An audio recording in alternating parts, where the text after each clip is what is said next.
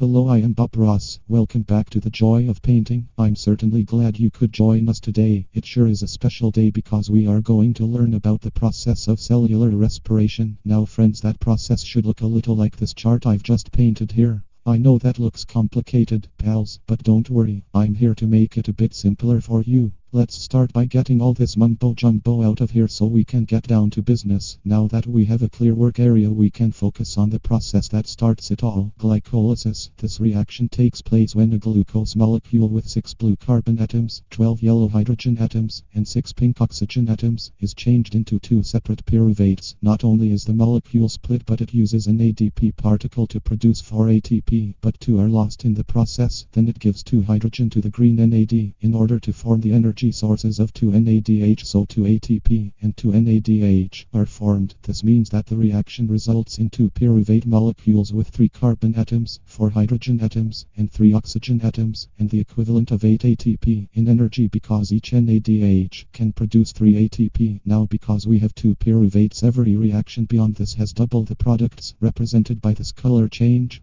Now mi amigos, the change in color does not only mean that the reactions are doubled but that both pyruvates have entered the mitochondria. As it does this, the pyruvate changed chemically into acetyl-CoA. This reaction causes a hydrogen to be lost to form an NADH and a CO2 molecule, which is represented here by this happy little cloud I painted. This means that the acetyl-CoA only has 4 hydrogen molecules left. Now it is at this point that we have entered the citric acid cycle, also known as the Krebs cycle. Imagine it as a wheel of reactions and chemical changes that acetyl-CoA undergoes. For example, it gives 3 hydrogen to 3 NAD molecules, turning them into 3 separate NADH using 3 chemical changes. Next, it gives 1 hydrogen to a FAD in order to turn it into a FADH using a single chemical change. Think of FADH molecules as a weaker version of NADH molecules, like traditional taxis compared to Uber or roller skates compared to a motorcycle. FADH molecules can only produce 2 ATP particles, as NADH can produce 3. Anyway buddy, this entire process changes a nearby ADP into an ATP and produces more of the wasteful CO2 molecule.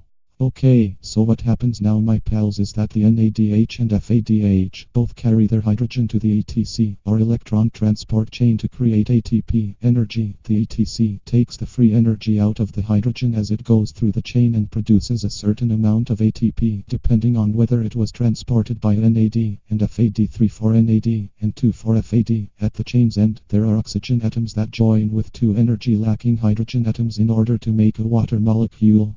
So if you add up every ATP that was made in this entire process, you come up with 38 ATP that were produced from just 1 glucose molecule. I guess that's why sugar makes people so hyper. Ha ha ha. But sadly now it's time for me to say goodbye. So until the next time, on the behalf of all of us here, I'd like to wish you happy respirating and happy painting. Thank you, friends.